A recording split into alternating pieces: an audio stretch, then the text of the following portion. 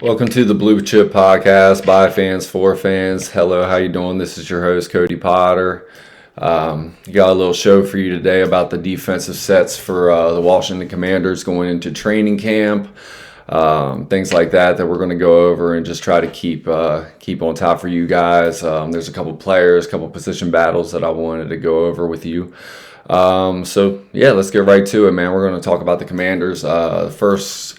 Going to talk about a couple players on the roster that I think are going to have a big impact. I've kind of, briefly spoke about them on some previous episodes. Some players that are either, AP drafted and, they brought in, either drafted last year, drafted this year. We got a bunch of veteran impacts that we're going to look forward to. And, we're gonna talk about that, guys that I expected maybe take a leap or things like that. And the first one that I really wanted to talk about was Jordan Magee. Really good player. Came out of Temple last year, man. Temple tough. They have that little saying that down there in Temple, man, if you get a single digit over there, then you get to have a single digit if you're in Temple and you're one of the best players, man. So this is kind of just a couple clips from him while he was at his time in Temple, man. He's a linebacker off ball, probably going to be Bobby Wagner's replacement, but I know he got hurt last year. I think there's going to be a lot of things with him in the future, a lot of packages, nickel, passing downs, because he does have pass rush ability, man. He has really good instincts against the run, man, knows how to feel, shed blocks and come downhill, man. He's an explosive athlete, man. He's a 4.5 guy with a 1.5 10-yard split. Last year they said he was making noise in camp and then, happened to have a knee injury, man, things like that, an unfortunate thing. And it just, things like that happen with players like this. But I expect him year two to have a little bit more impact than the special teams thing that, he did last year. And going forward, he can cover. He probably needs a little bit of work on that. He's good at zone coverage, man. He can cover tight ends, down the field in man. But again, a little bit of technique refinement, man. I'd like to see what he learned, last year being with this system, being being a pro, and how he's going to look to improve from that, man. It's somebody that I'm really excited about moving forward, man. I think there's a lot of guys on this defense that have an opportunity to step up and claim some jobs. Like I said, Bobby Wagner, he's an aged vet. We just signed Von Miller, did a pod about him the other day, another aging vet. But, when you're working with Bobby Wagner, when you're working with the Von Millers and guys like that, man, you're supposed to take some things away from them guys. And, there's a lot for the future for me, for Jordan Magee, man. He was a guy that I really liked out of Temple. We got him in the 5th round. And I just think his traits, man, he looks rocked up, for everything I'm seeing from him from the offseason. And he's just a guy that I think when you have him in on his packages, man, I think he's a guy you're going to see on this field. And maybe a guy that you're not thinking about. Is he going to beat out Bobby Wagner? No. Is he going to beat out Frankie Luvu? No. Frankie Luvu is one of our stud players on defense. It's nothing like that, but I think he impacts the game, and I think he will have an impact. Maybe he comes on the field on third downs for things like that, when plus pass rush sets. We drafted Kane Milano, who's he's a little bit more of the back end defender. He played wide receiver in college in UCLA. Has a history with our linebacker coach Ken Norton. I think he's going to be more used in coverage and things like that. Maybe even like the hybrid Jeremy Chinn role. Depending on how Harris performs for us. Our free agent signing from the Saints, and he played a lot in Detroit, man. He has a very similar skill set to Jeremy Chinn, just not the same build. That's a position that I think I'm going to talk about not next, but it's coming up. Harris is a really good defender, man. He can cover very well from the strong safety spot, but, man, he lays the wood. And he's a guy that I think is going to be very intriguing. We're going to go over him a little bit more when I talk about not this next player, but the player after him, this next one. So, so basically moving forward, man, I'm trying to talk about a breakout player that was already on the roster, who he's actually been here, not drafted by this regime, but I think his best is yet to come. And that's Quan Martin, man. Quan Martin's going to be a really good player on this defense. He showed the flashes last year and all those things.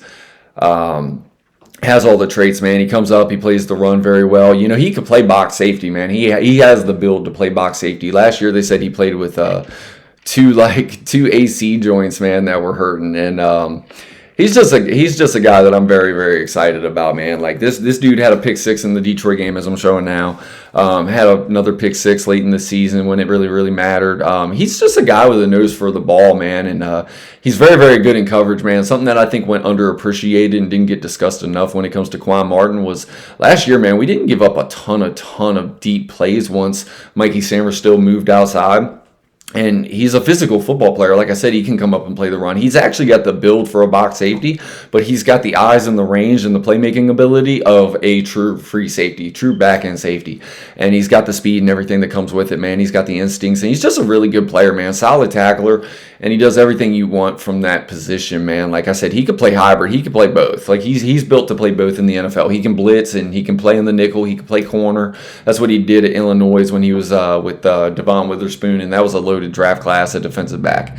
So he was a guy that we got in the second round that I've been very, very high on, man. He really flashed and showed consistency last year. And, that doesn't surprise me when you're coached by Dan Quinn and, Joe Witt. So just another guy that I'm really, really looking forward to see how he grows in the system. And, I really expect a big year from this guy, man. I think this guy has Pro Bowl, almost all fringe all-pro potential. It's just about staying healthy and, having the consistent impact on the field. Can he do those things? And, that's what we're looking to see right now. So, it's got a ways to go, and we'll see when we get there. The guy that's going to, kind of line up next to him, I was already pre-cooling about Harris, the free agent signing from the Saints. I think he's the guy that definitely starts the season at strong safety, man, and I see no reason in his play to really worry about him or doubt him. But there is somebody that I kind of wanted to talk about just because he is a really, really talented player, man. He has a lot of traits and things like that. He's a second-year player, came in as an undrafted free agent last year. And that's Tyler Owens, man. This is a big dude, man. This is a guy that's he's like 6'2", man, 225 pounds, man. He had like a 12.2 broad jump, a 41-inch vertical, and a 4.4 at his pro day from Texas Tech. And this is a guy, man, as you're seeing right now in the clip, man. This guy can cover down the field, man. He can run wide receivers, man. He's an athletic freak, and this is kind of the mold of what Dan Quinn has looked for from that strong safety position, man. A big physical presence, man, that can run and cover tight ends in man and play a little bit of zone. I think that zone is probably where he's weakest at right now. But I think him and Harris are going to have a really, really big battle coming into this camp. And I'm very, very curious to see where it goes because I would give Harris the nod. I think Harris is the better player.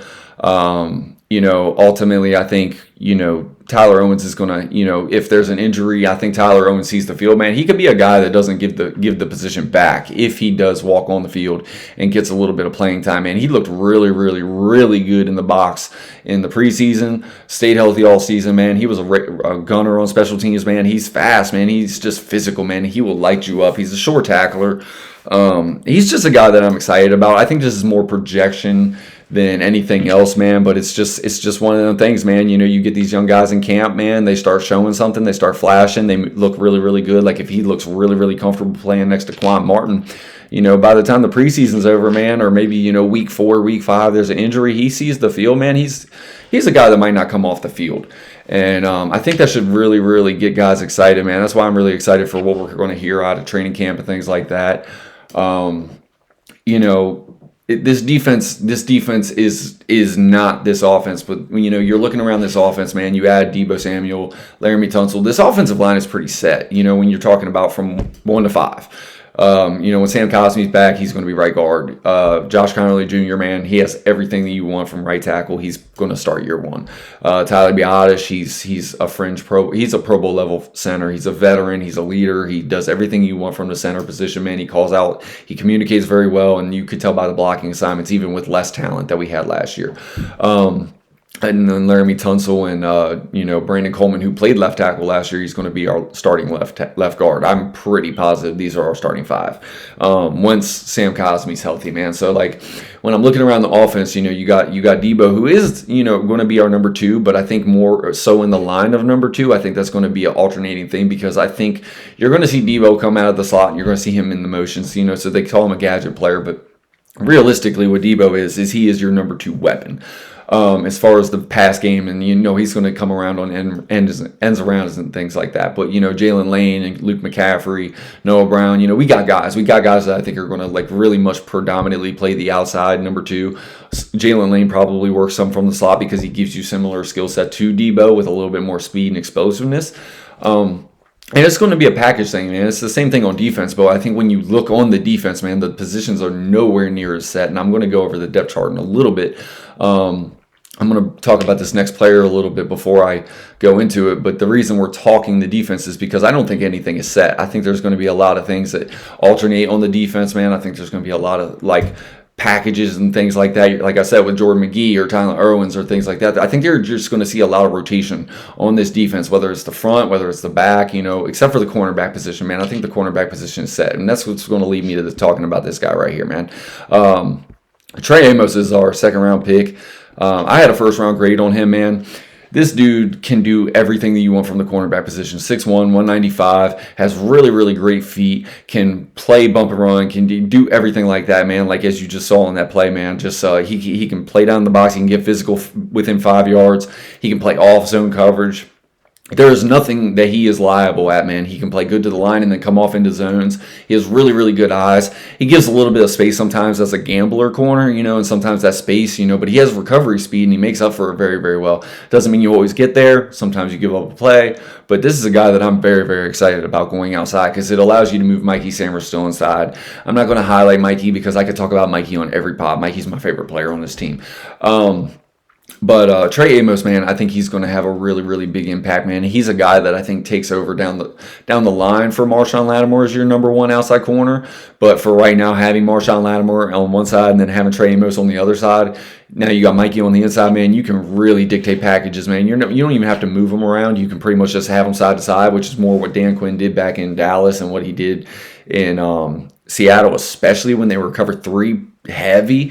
Now Dan Quinn has kind of evolved his scheme, and Joe Witt is in there, man. They use a little bit. They use a lot more man, and that's how you got to evolve in this league, man. Because if you're just playing cover three, the Legion of Boom, man, it really, really took over. But then going to Atlanta and things like that, everybody knew Dan Quinn wants to play cover three. Well, teams started to do things that really do affect cover three, and they would get the ball out quicker and things like that. And that's why he had to adjust as a coordinator, and he did it in Dallas, and that's why you're seeing this defense.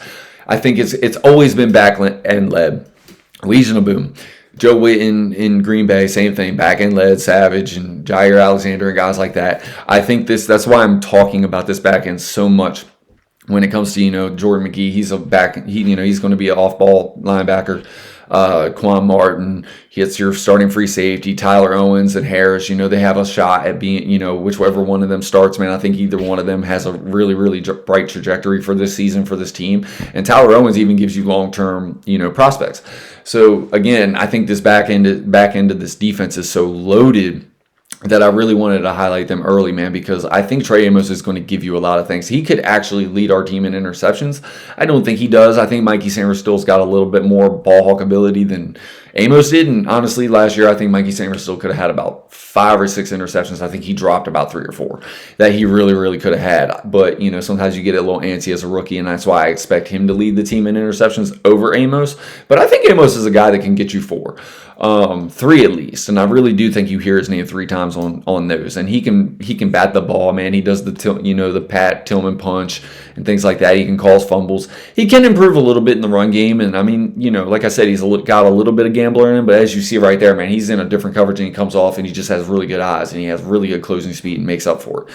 So again, man, I'm just really, really excited about the things that Trey Amos offers this defense, and like I said, it's been predominantly heavy on the back end, everything that I've been talking about, because I think that is the key part of this defense.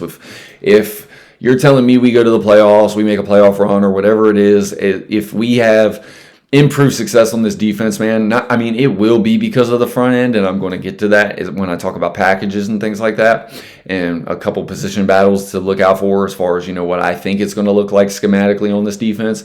But, if this defense does improve and they take a big step forward, it's going to be because of turnovers. It's going to be because of this back end. Of course, the back end is predicated on the front end doing their job and things like that, or they're just going to run the ball at you and they're not going to throw it.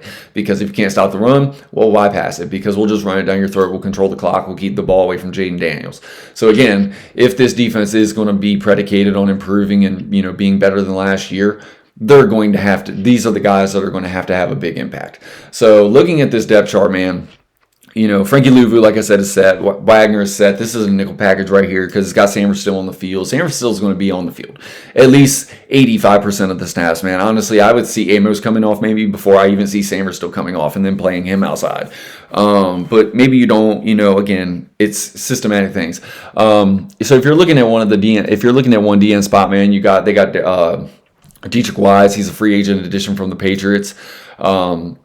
I think if we're running in the nickel, if this was the defense that you're seeing, and I think you're going to see it a ton, probably about 76% of our time, more so than the base packages that we have, this is the defense I expect to see. Other than Dietrich Wise, I don't think you're going to see Kinlaw inside in this package. I would think you would see Jerzon Newton inside on this package with Kinlaw on the edge. With Dorrance Armstrong, that's a front that can stop the run. They're huge bodies, man. Every one of them guys has a little bit of explosive, real good hand play, and they will hold the point of attack in the nickel for this set. And then, like I said, man, Bobby Wagner is just Bobby Wagner, man. He's going to close holes. He's going to fill lanes. Bobby Wagner is the consummate pro, man. He knows where to be. He might be a little bit slower at this point in time, but the dude is just 130 tackle a year guy. Frankie Louvu, I think he's going to be our dominating pass rusher this year. Does that mean 15 sacks? No, I don't think it is. He's an off-ball linebacker. We use him in coverage, things like that. He plays that Micah Parsons role. He's not going to probably have 15 sacks. Could he? Yes, he could. Again, so I think like if you were looking at the nickel package like it is right now, that's what you're going to see. When you're looking at the nickel package, again, I think we're going to run it heavy. But then you got guys that are going to come in for run sets, your base D, maybe a 5-man front, things like that, man. You're going to get heavy, especially when you play teams like Philadelphia who are going to try to run the ball on you. Jerzon Newton, I think, takes a real big leap forward. He's a guy that I wanted to talk about on the front.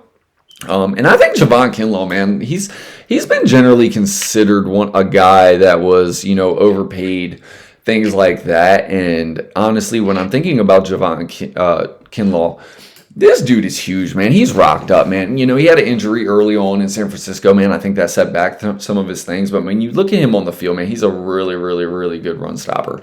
And he's explosive, and he does get after the passer. Sometimes he just doesn't get home. Some of that could be systematically for whatever team or coaching staff, how they're using him, things like that. But in this defense, with our coaching staff, man, maybe you have Ryan Kerrigan getting through to him with pass rushing, moves and things like that. Now you're adding Von Miller, who's going to be a predominantly pass rush specialist. I think he's a guy that maybe plays like 30 to 25% of the snaps. He's a guy that comes on the field on third downs in a pass rush set, 3rd and 10, 3rd and 12, well, Von Miller, you're unleashing. You're putting him on the defense, man. And again, maybe you bring in Jordan McGee and take Bobby Wagner off the field. Again, it's packages, it's things that you're going to do. It's getting exotic, it's throwing stunts, crossing linemen on the face of the front, having a linebacker coming into the gap right behind him. It's going to be dialed up blitzes, man. It's going to be things like that we run that make the biggest that make the biggest impact for this team going forward up front. Again, and that's what's going to lead me to this part where I talk about a couple names that aren't on the roster, even though this pod was mainly about what we're going to look for on the defense. Well, I'm always scouting. I'm always looking forward. I still watch college tape from last year. My board is pretty much set for the preseason. I'm just waiting for August 30th to get here because I'm just ready for LSU and Clemson, ready for these big games, man. I'm just ready for college. But just a couple names, man, that I wanted to kind of talk about. Derek Moore. He's not my top-rated edge, but honestly, he's my favorite edge in this class. Coming forward from Michigan, man, he's a local kid out of Baltimore. An elite pass rusher, man. He does make an impact in the run game, man. He is just everything that I look for in a pass rusher. Everything that I look for in an edge player, man. He's not maybe the biggest human being. Like I think he's around 260, 255. So he's not like the most yoked up guy, man, but this dude just has a motor and he gets off of blocks, whether it's in the run or in the pass. His pass rushing technique is elite, and I really do love this kid. I don't really know how guys have so many. Like every time I look at the rankings around the league right now, and it is preseason, everything's going to change. We're going to watch this year, and the boards are going to set themselves. But going into the year, Derek Morgan is the guy that I am most excited about in Michigan, man. I think he's just a guy that fits this defense, fits the mold, hard-nosed football player, relentless motor. Maybe he's not the rocked up 285, old school, 4-3 defensive end, but this guy can play the 3-4. He can play in the nickel. He can do everything. He can play the nickel defense and not be a liability against the run. All the things that you want. I think he is just the most diverse player from an all-around skill set that I look for this defense going forward, which is why I have him rated higher than maybe some of the guys I'm about to mention, which will probably be higher on most people's consensus boards.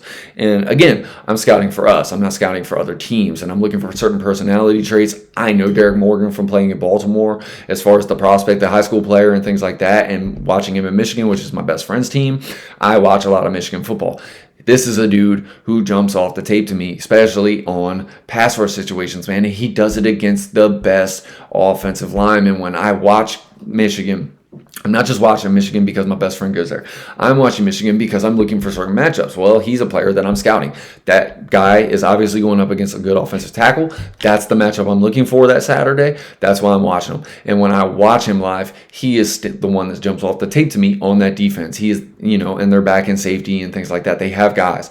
Michigan is a loaded team, and I expect a much better year from them. But he's the guy that when I look for him from the matchup across from him, he's getting the best of the player that I have graded highly across from him going into the draft class that he's going into, and that's why I'm watching that matchup, because it's something that I'm trying to see. He's a little bit smaller than this offensive tackle, or maybe this offensive tackle slides really well, so I'm trying to see how his counter rush moves are. Again, it's a lot of things that you're looking for when you're trying to break down players, but when I look at this player, he's a guy that I really, really like for us in this next year's class.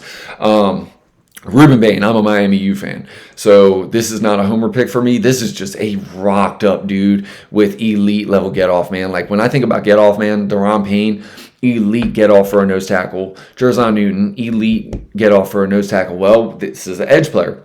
Edge player that weighs 272 pounds is more of a yesteryear kind of 4-3 defensive end, but he can play in the nickel. He is not as solid against the run. He needs to refine some of his run sets because he's always kind of just running like he's going to the quarterback. So sometimes he's rushing the passer into the run game. So he does blow up run plays behind the line of scrimmage, but he needs to refine things in a two gap or things like that, because it's not always going to be rushing up the field as an edge rusher. As a pass rusher, Rueben Bain is that dude, especially for as explosive as he is. That get off for a man of his size, Rueben Bain is just a guy, man. Like, he's had some injuries. This is a season I really expect for this guy to blow up. And put it all together, really make a name for himself, man. Has top 5 talent, man. He has everything you're looking for. The height, weight, speed, everything like that. He's got crisp tape. You see the motor. You see everything that you're looking for, man. I think this is the year he puts it all together. Could be a top 10 pick in next year's draft. I have no idea what Derek Moore is league-wide consensus by the time that this season's over. I have a top 10 grade on him going into the season, and I just love him for this team. I know we're not going to be picking in the top 10 unless something catastrophic happens with Jaden Daniels, and God bless that doesn't happen. But again, you got to scout the position. This is a position of need. You don't draft for need, but this is a position that when you hear all the names that I mentioned, well, these guys all have first-round potential. So when I'm mentioning this amount of names, looking forward to this next class, I have 8 guys right here that could go in the first round. That's a loaded position. This is a top-heavy position in this draft, and there's depth throughout the draft. There's names that I'm not going to even mention because by the time the season's over, there might be 12 to 15 guys that have first to third round grades on them. But going into the season, man, TJ Parker from Clemson. Now, this is not the elite athlete. This is the high motor guy. Doesn't have the longest arms, but every down you see this guy, he is making an impact, whether it's against the run, whether it's against the pass. Every play, he is relentless, man. Aiden Hutchinson, if you're trying to give the high motor comp. just in a little bit different. Aiden Hutchinson is a freak size human. TJ Parker is not the, 6'6", 285. He's not that guy, but he is a really well mover. He's just a well-rounded player, man. And when you watch Clemson, this guy is disruptive. Now, again, TJ Parker is one of them things when you're looking at these loaded defenses and loaded rosters, man. Like scouting Alabama a couple years ago, scouting the Georgia defense, man. You're trying to figure out who is the real impact player because they're loaded on all three levels. So who is really the guy that's making that thing run? Is it TJ Parker or is it Wood, their nose tackle? Who is the more disruptive player? That's what you got to figure out when you're scouting these guys. It doesn't really matter who the disruptive player is. If you're looking at that guy and you think he's that guy, then you're going to take him. TJ Parker with his motor and things like that, of course, he's a piece of the pie, but also would bring something from the interior position, so you can't double team both of them. That's what makes it so hard to scout when you have these loaded three-level defenses, just like Texas. Texas is going to be the same way. And Simmons is my next player that I'm going to talk about from Texas, man, because he is everything you want. He's probably going to be the first defensive end picked in next year's draft. High weight speed, athletic traits, high motor, plays the run, plays the pass, has all the refined skill sets, everything you're looking for, good bend, has a spin move counter, works everything very, very well, can go in and out, can do the swim move, man. He has everything that you're looking for on defense. Simmons probably is the guy that comes off the board first. Unless something crazy happens at Texas or he maybe gets hurt and then, you have the season play out, guys ascend, Simmons is coming off injury, maybe he doesn't. Then, if the Commanders are picking in the 20s or something like that, well, that's a guy you're jumping on because with the injury or without the injury, as long as he checks out medically, you're taking that guy because he's the top 3 player in the class. Then you got Kendrick Falk. Kendrick Falk from Auburn. This guy is 280. He is a yesteryear 4-3 defensive end, but can play the run at an elite level. Does he need refinement in his pass rush moves? Well, you see refinement with his run block shedding. So you see the talent, you see the things on tape. Needs a little bit of refinement, but he can get there, and he's very disruptive. I think more almost in the mold of Montez Sweat, just smaller in weight, because he has the length. But is an elite level run defender. Again, the pass rush techniques, man, you're going to get that in the NFL. You're going to get that kind of coaching, and he probably worked on it all offseason. So Kendrick Falk is a guy that I'm really, really looking forward to out of Auburn. LT Overton from Alabama. This is a huge dude, and he is an elite level run defender. Does he need to work a little bit on his refinement as a pass rusher? Is he the explosive pass rusher that probably leads you to a 15 sack a year guy? Tops in the league, fringe guy like that. I don't know if he's got that kind of upside, but he is a 100% motor player like like Hendrickson out of the Bengals, man. Relentless motor, refined his craft, big dude, yoked up. Eventually, with the motor and everything, the refinement and the technique, became an elite level pass rusher in the league. Could LT Overton be that guy? Yes, he could. But you're going to look for him this year with Alabama. I think they play better on defense this year. I think their back end plays a little bit better. I think year 2 in that scheme with that coaching staff, I think LT Overton has a chance to really ascend his name into his draft and his draft stock. Could be a top 20 pick. Should be a top 20 pick just based off his run defense alone because he is an explosive guy. And for a guy that is his size that you cannot move as a run blocker, dude, LT Overton is a guy that I really, really like, man. As a yesteryear defender, man, he'd be top 10 because in the old days when teams were run heavy and the league was a run heavy league, that type of run defending, you were going to draft that guy just because you're like, well, I can teach the techniques and things like that, and maybe he is a 13 sack a year guy, and that's more than enough. Then, you got Tyreek Sapp, and then you got Makeel Kamara from Indiana. Now, Makeel Kamara is a guy that is a little bit smaller, doesn't have the greatest length, but he has got a motor, and he is a twitched-up athlete, man. He has got explosive hands, man. Just the technique and everything that he plays with as a pass rusher is special. He needs to work on his run defense because when teams do have a tendency to run to his side when he's on the football field, especially on the late downs and things like that, on counters and things like that, and he gets blown up pretty bad in the run blocking department. Sometimes they can even take him out with the tight end, and that's kind of I'm not saying a pass, a receiving tight end, but a run blocking tight end in college. If he's taking you out of a play, there's a little bit of a concern. But as a pass rusher, this guy has top 15 talent, and that's why I'm bringing him up. And then Dennis Sutton from Penn State. When you watch him in some games, you were like, this guy's top 10. When you watch him in other games, and this is a lot of Penn State players, man. And this is every player. Every player has bad games. I'm sorry. Some matchups just don't work for you. Some offensive tackles just have your number on a day. And that's just what it is. You play through injuries and things like that. It makes it hard sometimes. But Dennis Sutton, man, this guy, he's got it. He's got what it takes, man. You can watch him blow up the run. You can watch him blow up the pass. And on any given day, he can be the best player on the football field. So now you're talking about motor. You're talking about technique. Does he love the football game? When I see him on tape, he looks like he loves football. He will run down plays from behind and plays that go to the other side of the field. He will continue to run from behind, play with effort and things like that. Needs a little bit of refinement. I think he has a really good counter move, and he has a really, really, really good swim move.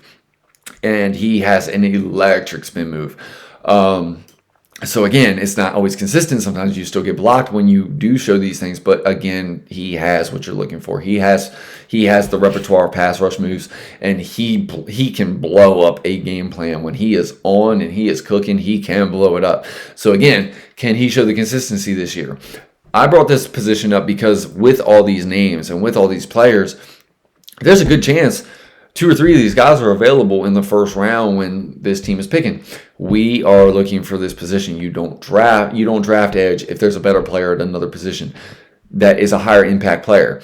But because I see all the impact from this position, it's a position that I'm going to scout heavy, because not only is it a need position for us, but there is a surplus of talent that's going to be there. So I see the time is going to be invested for me. That makes it worth, because first round is probably a position that we take. I love this edge class. The potential for it, high end, way more than I liked last year's class. And there were like 6 or 7 guys that were getting first round consideration last year, and maybe even more. Some of them guys didn't go in the first round, and that's the league, consensusly saying that, the media is a little bit higher on them than most. I kind of felt the way that the league felt. I thought that every guy that went in the first round last year was the guys that should have went in the first round last year. Maybe give them one name, and I'm not going to throw it out there. But when I look at this position, man, and I'm looking at the position of need, this is a position that we're really, really going to look forward to. The cornerback position is a position I'm really excited about in this class. But with Trey Amos, maybe Marshawn Latimer leaves, you're still going to scout the position. But maybe Marshawn Latimer shows what I think he's going to show. You're not going to pick a first-round pick unless it's the number 1 overall guy that's sitting there at the 20s, kind of like Trey Amos being there at 62 or Josh Connerly being there at 29. You make that pick because, yeah, we need edge, but this is the best player by far. It's a more important position, or maybe a little bit less important position, but he's graded so much higher than the best player at the other position. There's so many factors that go into the draft that you're really, really looking for, and this is why I get into scouting. I'm like a scouting nerd. But yeah, man, I'm just really, really excited. That's why I wanted to do my defensive premiere, really kind of break down some of the names that you guys should really look forward to if you are going to watch some college football this year. I think these guys are going to jump off the tape. And again, man, I really do appreciate you guys sticking around for the pod, man. I'm trying to mix it up a little bit, visually, trying to keep it on tap, vocally and things like that, make it all intertwined, look good together, instead of just watching me the whole time. And give you guys little clips of players and highlights and things like that. But I really do appreciate you, man. We're going into camp this week, so I'm probably going to pod a little bit more often right now coming up with training camp. I'm going to give you some reports from the days. Try to keep active with it, man. See if some of these things that I've said are going right or if they're going, the other way. And, just see what the excitement is coming out of camp, man. Ultimately, it doesn't matter till you get on the field week 1. You're going to see what you got. But I'm looking for some progression from some certain players. I tried to bring them up on my offensive highlight and my defensive highlight. I think we're going to have some rookie impact this year, and I think we're going to have second-year players really take a leap that AP brought in last year. And that's why I wanted to do this highlight before we go into camp. The rookies have already reported. Trey Amos got signed right before they reported, so that's a good thing. He's in camp, and he needs that time because he's going to be a day 1 starter, I believe. And then again, man, so, appreciate you guys sticking around for the pod. Like I said, we're going to have a lot of episodes coming up in the near future as we get the news reports out of camp. Of course, when Terry signs, I'm going to have a big pod for that because I'm going to be very, very excited for that. It would be great if he signed today, man. I really wish he would. It would just, Adam Peters and Dan Quinn are going to speak to the media on Tuesday morning when the veterans report. It would just be something that would really put a positive vibe going into camp, and I think it would be good for the players and the roster overall. You've done so many great things on and off the field this last year and a half. It would just really, really, really make things easier for them to get him signed. But again, I'm not going to go into that. Terry's going to get his episode when it's his day. And yeah, man, so many more things to come, man. Thank you for checking out the Blue Chip Podcast, man. I really do appreciate your time. Like, comment, subscribe, man. Check me out, man. I really do appreciate you guys if you stuck around for the whole episode. And again, have a blessed Sunday, man. And, hopefully let's stay healthy during camp. And appreciate your time. Peace.